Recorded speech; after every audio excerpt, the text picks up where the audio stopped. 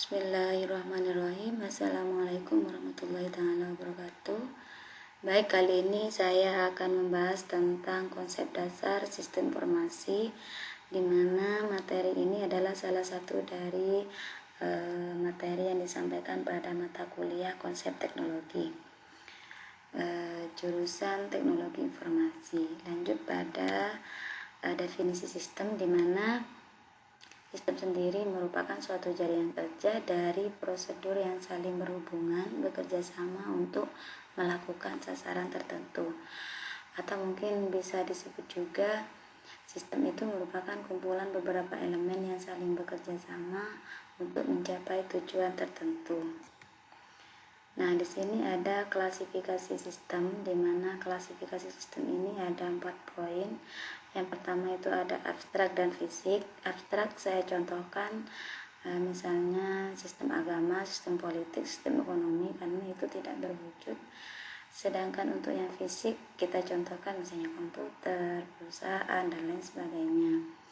Untuk yang poin kedua yaitu ada alamiah dan buatan. Kita contohkan yang alamiah yaitu misalnya sistem tata surya, sistem pencernaan, atau sistem pernafasan, karena itu terjadi secara alamiah.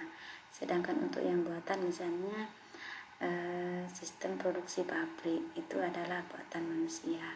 Kita lanjut pada poin ketiga, yaitu sistem tertentu dan tak tentu. Misalnya kita dalam pengolahan data. Kemudian kita lanjut yang terakhir, yaitu sistem itu tertutup dan terbuka. Nah, selanjutnya kita bahas terkait elemen sistem, di mana elemen sistem ini terdiri dari beberapa poin.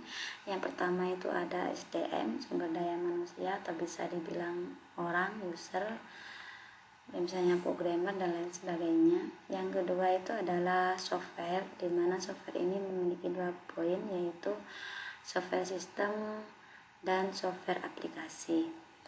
Lanjut pada prosedur. Nah, prosedur ini kan merupakan instruksi pemakaian misalnya, kemudian pengoperasian tertentu apa gitu misalnya.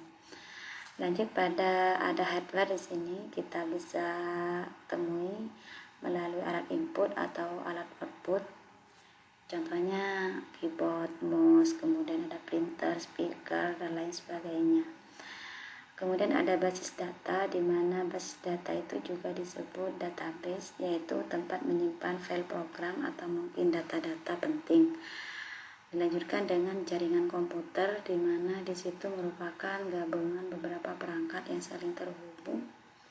Kita contohkan itu ada WAN, LAN, MAN atau internet, wireless, dan lain sebagainya.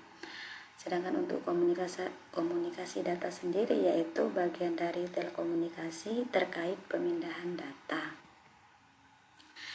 Nah, di sini ada sistem informasi, di mana sistem informasi merupakan serangkaian komponen yang terintegrasi untuk mengumpulkan, memproses, dan menyimpan data. Kualitas informasi itu diukur pada 3 poin. Yang pertama itu akurat, relevan, dan tepat waktu. Dikatakan akurat jika informasi itu bebas dari kesalahan-kesalahan dan tidak menyesatkan. Yang kedua, informasi itu mempunyai manfaat bagi pemakainya. Yang terakhir adalah tepat waktu, yaitu informasi yang datang pada penerima tidak boleh terlambat atau biasa disebut up to date.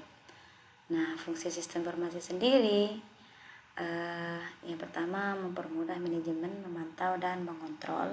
Kemudian ada juga meningkatkan kualitas SDM, meningkatkan efisiensi serta efektivitas data secara akurat dan tepat waktu. Dan yang terakhir, meningkatkan produktivitas serta penghematan biaya dalam suatu perusahaan. Kita lanjut pada perencanaan sistem informasi, di mana di sini ada 6 tingkatan. Yang tingkatan pertama yaitu ada ide, tingkatan kedua itu desain, tingkatan ketiga itu pelaksana, tingkatan keempat itu ada kontrol, tingkatan kelima ada evaluasi, dan yang terakhir tingkatannya tindak lanjut. Nah, ini kita lanjut pada jenis-jenis sistem informasi. Yang pertama, transaction process system, ada decision support system, ada executive information system, ada management information system, kemudian ada workflow system, ada interpretation planning, dan yang terakhir ada expert system. Nah, sebagai kesimpulan di sini, sistem informasi adalah suatu sistem berbasis komputer yang menyediakan informasi bagi para penggunanya. Nah, demikian penyampaian terkait konsep teknologi sistem informasi. Kurang lebihnya mohon maaf. Wallahul muwaffiq ila aqwamit thoriq. Wassalamualaikum warahmatullahi wabarakatuh.